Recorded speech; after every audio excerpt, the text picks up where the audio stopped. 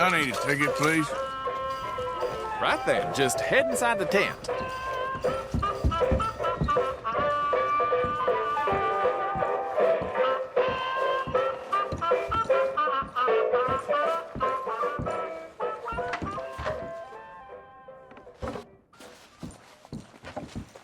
Welcome, one and all, to the remarkable example of modern entertainment at its finest. Now, most of you young'uns, I'm sure, know about our great national hero and pioneer, Josiah Blackwater.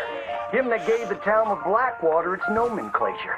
You see, only about 100 years ago, weren't nothing here but big old forests, ferocious beasts, surly savages, arid deserts, and unconquered mountains. The West, well, the whole West was untamed. Your mama probably told you bedtime stories about Josiah's many adventures. But I'm going to tell you a story you ain't likely to have heard about his possum hat. Now, Josiah Blackwater was born in the year of our Lord 1782 in a log cabin just west of Ansburg. He was a special boy. His pa gave him his first rifle when he was 3 years old. Boy, he took to it right away. He exclaimed, "There's a whole mess of critters out there in them woods that aim to eat us, so I'm going to consume them first." Yes, sir. He really took to killing all manner of things.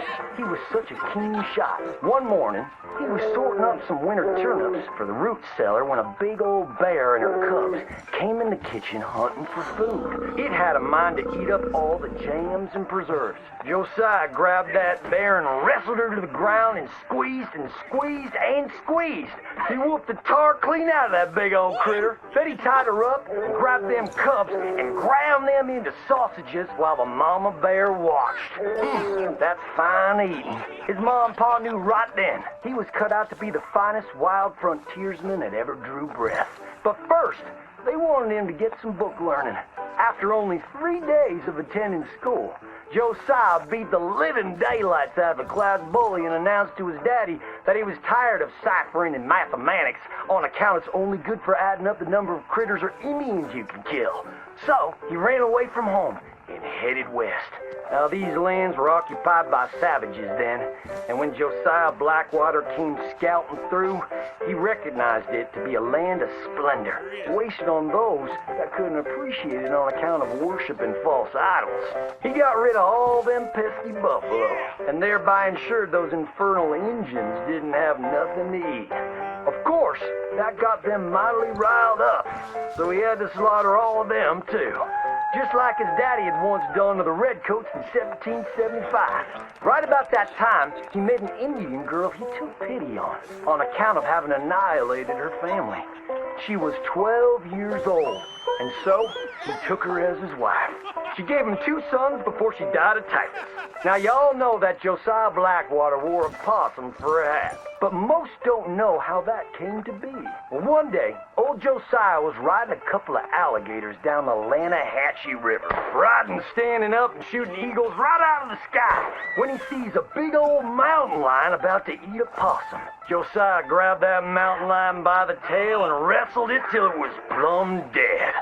Well, that possum really took to Josiah, followed him around like a dog loyal to its master. Yes, they had a lot of adventures together.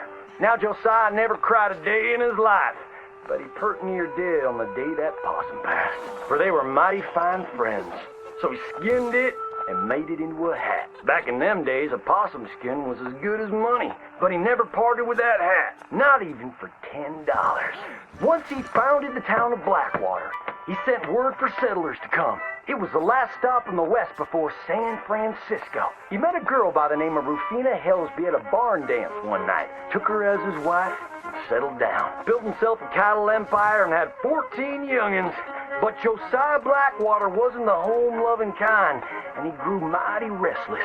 One day on the courthouse steps, he announced, "You may all go to hell, and I will go to Saint Denis."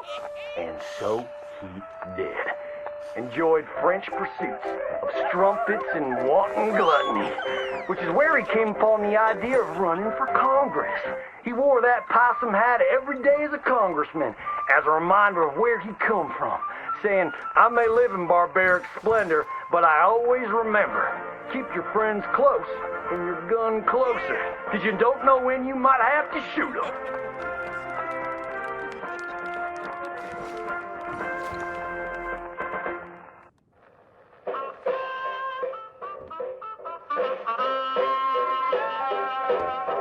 Mira esa huevada.